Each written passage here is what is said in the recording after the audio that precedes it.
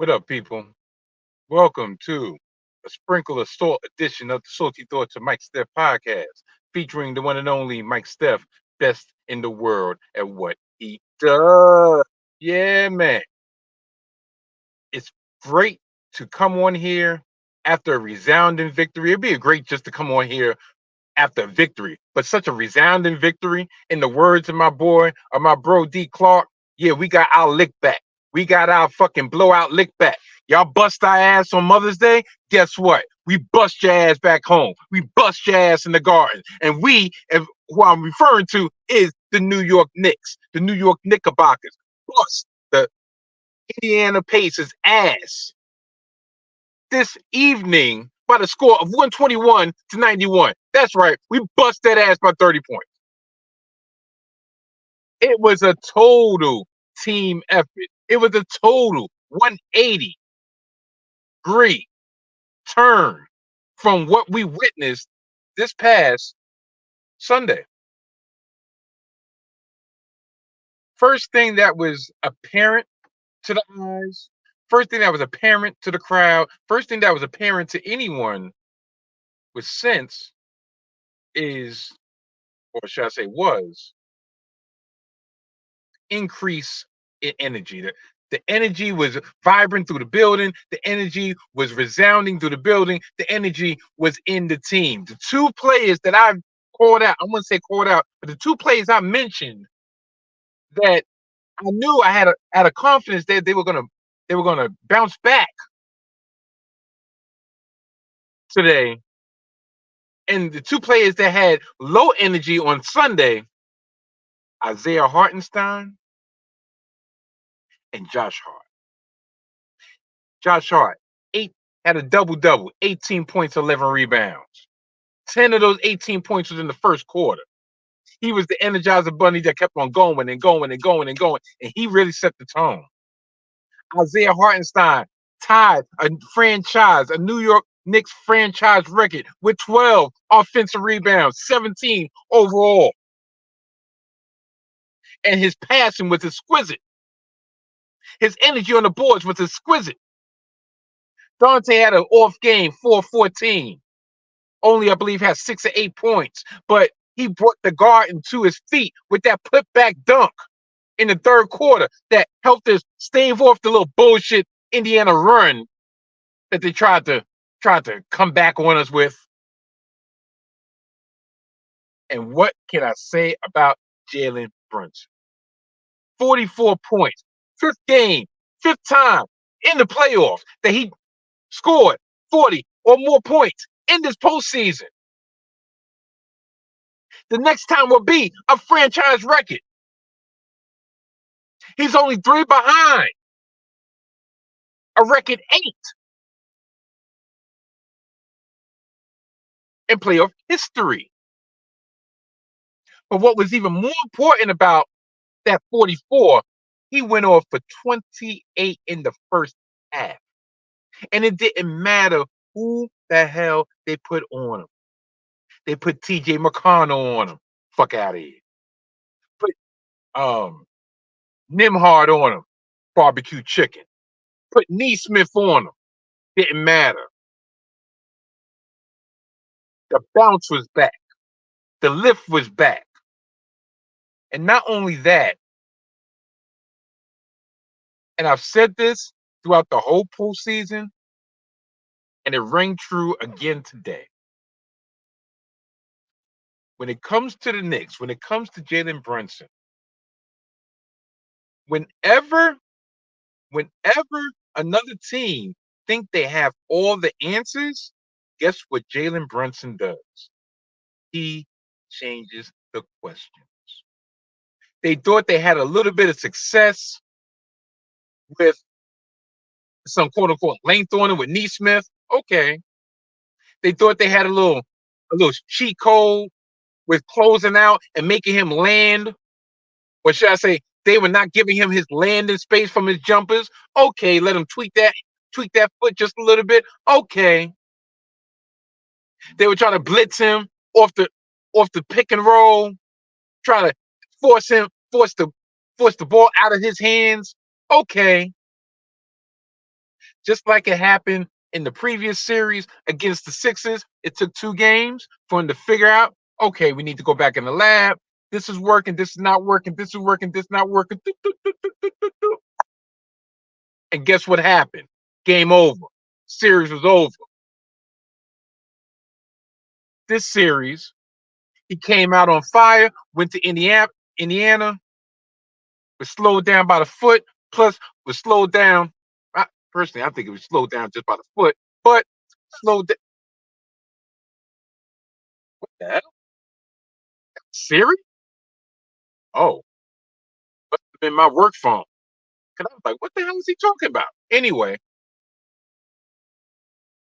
Jalen Brunson took that quarter and a half off on Sunday to rest up. He went in the lab yesterday, figured out what they were doing, what they were successful doing. Him, Tibbs, the staff, Rick Brunson and them boys, and they came out with a game plan. As normal, as usual. When you punch, he learned how to counter punch. As usual.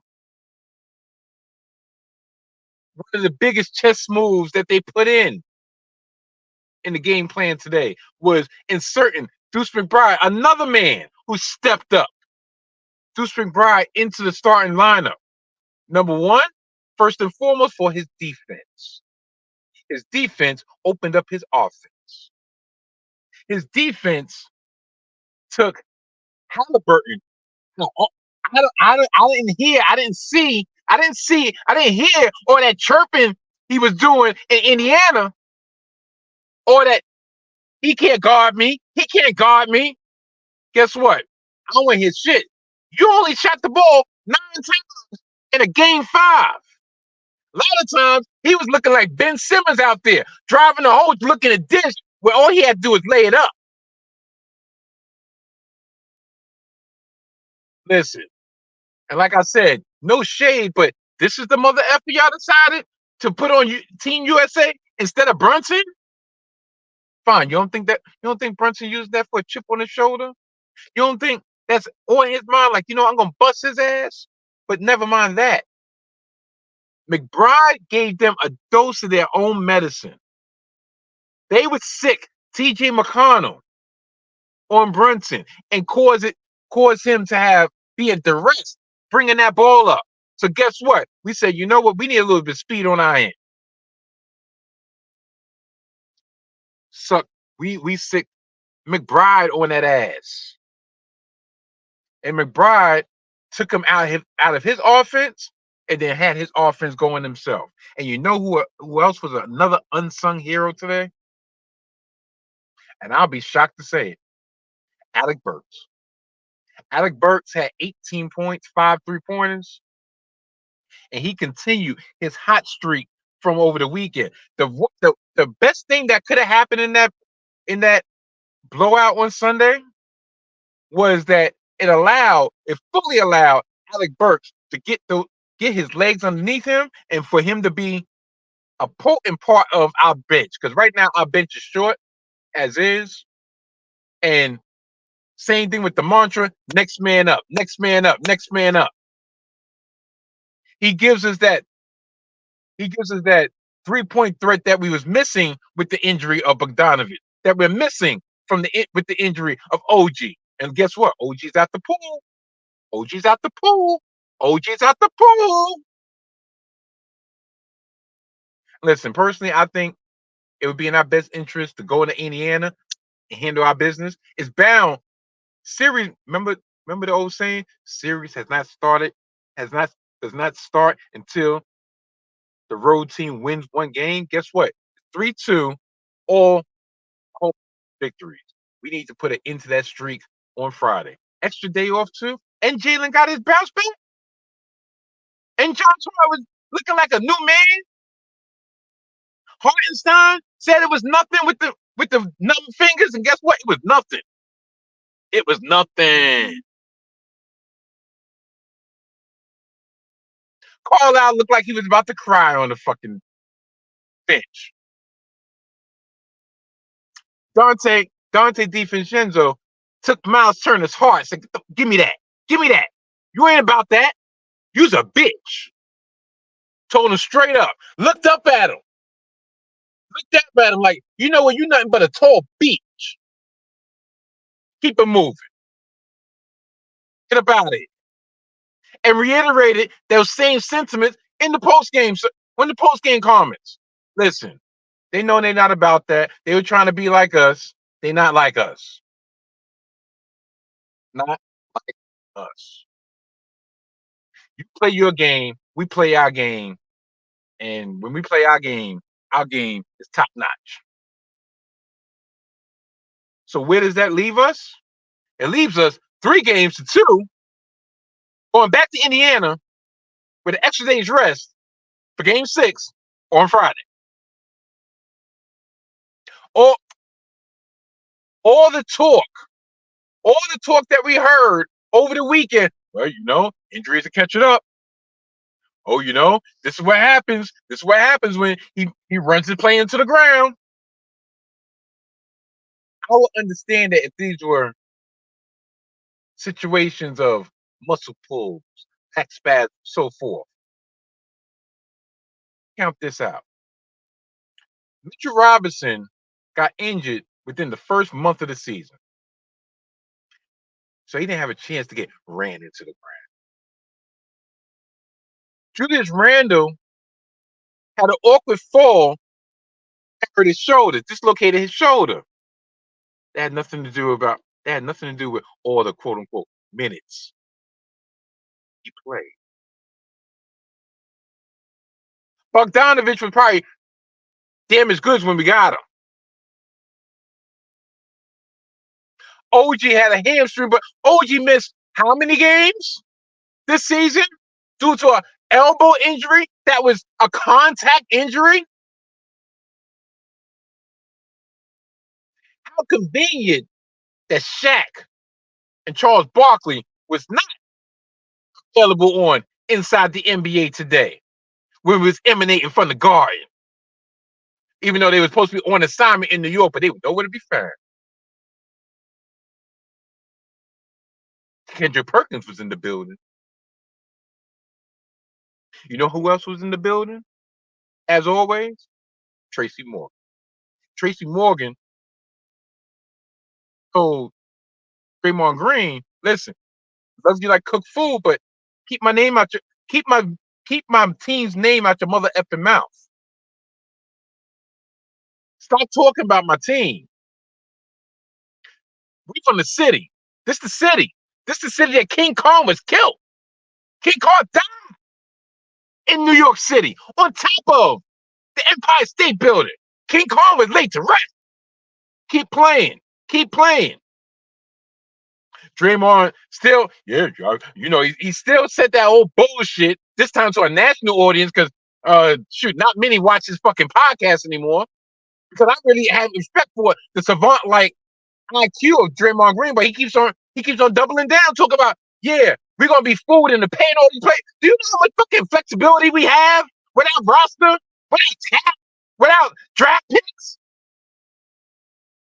No, matter of fact, it's y'all in the Bay who got problems with flexibility.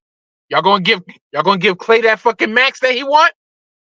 Matter of fact, maybe they shouldn't have paid your ass. How about that? Maybe if your ass was available more available this year, this season, maybe y'all wouldn't have been in the fucking play. Y'all still be playing right now. I'm gonna end this off with, I can't believe I'm gonna say it, with a quote from Stan Van Gundy when he actually took up for Tibbs and saying, Draymond Green in one of their championship runs had 7 straight games of 40-plus minutes. Luka Doncic is injured and playing 40-plus minutes with a full roster. Same with Kyrie Irving. If we're missing Randall, Robinson, OG, Bogdanovich, that's 4 players of the rotation. 3 starters.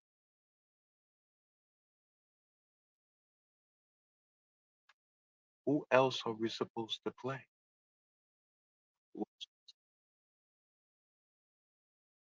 And even with that being said, we are one game away. One. Uno. Uno game from reaching the Eastern Conference Finals. I want to. I want. I swear, I want to see that same energy on Friday night when post game show you see us advancing to the next round. I want to hear. I want to see all that energy and swear we get to the finals. If we get to the finals, matter of fact, I should say win, but I'm gonna hold off right now. If we get to the finals, they're gonna be sick. It's almost like they're mad because they're probably gonna have to cover us the whole Eastern Conference Finals. Not sure how it splits up this year. I don't know if TNT got the East or ESPN got the East. Hopefully ESPN got the East, so we can at least get some home cooking on the call with Mike Breen. Anyway, anywho, not gonna stay long because this is a sprinkle of salt. I will be back Friday night, hopefully for a celebratory sprinkle of salt edition. And those of you who know what this is, know what this is. This is actually a milestone in many ways. No, there's not going to be a return of this character. It's not going to be a return to this name. But this is the first time that I've wore any type of paraphernalia with the name of my former name of this podcast in 18 months because I'm that comfortable in my own skin that wearing some clothing with a logo on it doesn't define me. Just like us being up 3-2, busting that ass. I'ma bust that ass. I'ma bust that ass. Yeah, we should have Onyx after this bitch. Just like lights off this Friday. Yes. Night night. Until this Friday.